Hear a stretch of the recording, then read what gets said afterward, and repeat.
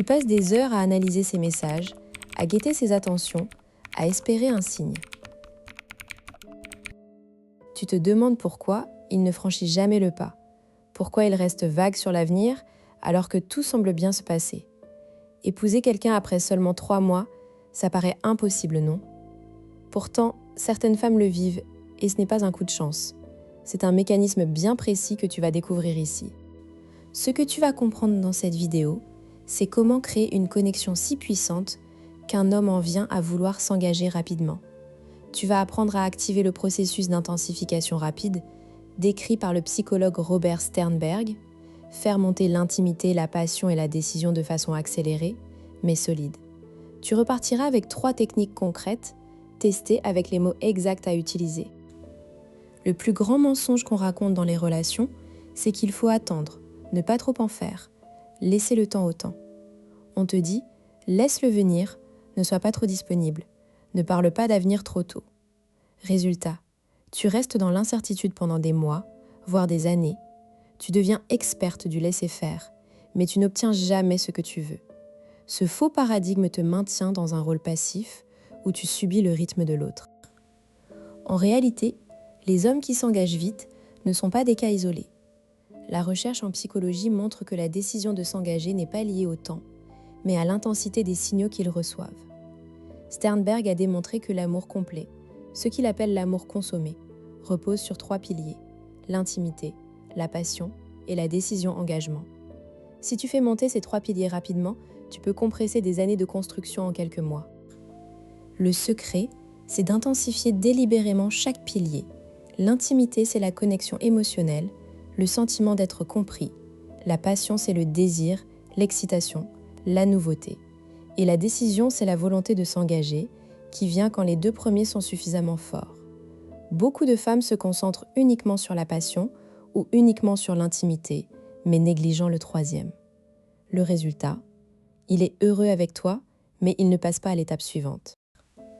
Prenons l'exemple de Julie, 34 ans, infirmière à Lyon. Elle fréquente Marc, 38 ans, architecte depuis 2 mois. Tout va bien, mais Marc ne dit jamais nous, ne projette rien. Julie sent qu'elle pourrait être remplacée. Elle décide d'appliquer le protocole d'intensification rapide. Un soir, après un dîner chez elle, elle lui dit « J'adore ce qu'on vit ensemble. Parfois, je me surprends à imaginer notre quotidien dans 5 ans, et ça me fait sourire. Rassure-moi, tu ressens aussi cette évidence ?» Marc, surpris, répond « Oui, j'y pense aussi, mais c'est peut-être trop tôt pour en parler. » Julie insiste doucement. « Je ne parle pas d'un mariage demain, mais j'ai besoin de savoir si on construit quelque chose de solide. Tu vois où je veux en venir ?» Une semaine plus tard, Marc lui propose un voyage à Venise. 2 mois après, il la demande en mariage. Le moment semble fou, mais le déclencheur, c'est que Julie a su évoquer l'avenir avec assurance, sans pression, en lui montrant qu'elle imaginait un futur avec lui. Dans ton propre couple, tu peux repérer le moment où l'homme est le plus réceptif. Quand l'intimité est à son pic, juste après un moment de complicité ou une dispute résolue. Si tu lances le sujet de l'avenir à ce moment-là, la probabilité qu'il s'ouvre est maximale. Regarde aussi s'il initie des projets à long terme, même petits, des vacances dans 6 mois, un achat commun. Ce sont des signaux qu'il est prêt. Quand tu comprends ce mécanisme, tu changes de posture. Tu ne subis plus. Tu deviens la personne qui crée les conditions de l'engagement. Tu peux sortir de l'attente passive et passer à l'action stratégique. Beaucoup de femmes restent coincées parce qu'elles ont peur de faire fuir l'homme en parlant d'avenir. Mais en réalité, ce qui fait fuir, c'est l'insécurité et le flou. La clarté attire. Un homme qui veut s'engager ne fuit pas devant une femme qui sait ce qu'elle veut. La première technique est celle du déclencheur de futur. Tu vas lui poser une question qui l'oblige à se projeter avec toi, mais sans le coincer. Par exemple, si on s'installe ensemble un jour, tu préfères un appart avec balcon ou une maison avec jardin ? Cette question est anodine en apparence, mais elle l'amène à imaginer un avenir commun. Les mots exacts. Je pense souvent à notre futur. Ça te fait quoi, toi ? Ou qu'est-ce qui te ferait le plus plaisir si on vivait ensemble ? L'important, c'est d'utiliser le conditionnel et de parler de quand plutôt que de si. Tu normalises l'idée. La deuxième technique, c'est le rituel d'intimité renforcée. Chaque semaine, tu consacres un moment à une conversation profonde, sans distraction, où vous partagez vos peurs et vos rêves. Par exemple, qu'est-ce que tu aimerais qu'on transmette à nos enfants? Ou quelle est la chose que tu n'as jamais dite à personne?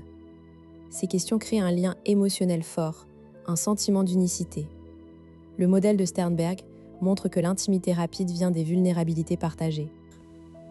La troisième technique, c'est l'escalade de la décision. Tu proposes des micro-engagements progressifs, d'abord un week-end, puis un plan d'épargne commun, puis la présentation à la famille. Chaque étape renforce l'engagement. Tu dis « Je suis contente qu'on ait fait ce voyage ensemble, ça me donne envie de planifier nos prochaines vacances. » Et toi, tu valides chaque pas et tu enchaînes sur un plus grand. L'idée, c'est que la décision de mariage ne vienne pas d'un coup, mais comme le point culminant d'une série de petits oui. Tu vas peut-être penser « Et s'il n'est pas prêt? Et si ça le fait fuir ?» La réalité, c'est que s'il fuit devant une question de projection, c'est qu'il n'était pas prêt à s'engager de toute façon. Tu ne perds rien, tu gagnes du temps.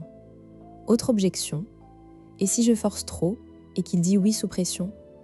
Non, les techniques que je t'ai données créent un désir sincère, pas une contrainte. Tu ne lui mets pas un couteau sous la gorge, tu crées un univers où il a envie de rester. Souviens-toi de Julie, au début. Elle était comme toi, coincée dans l'attente.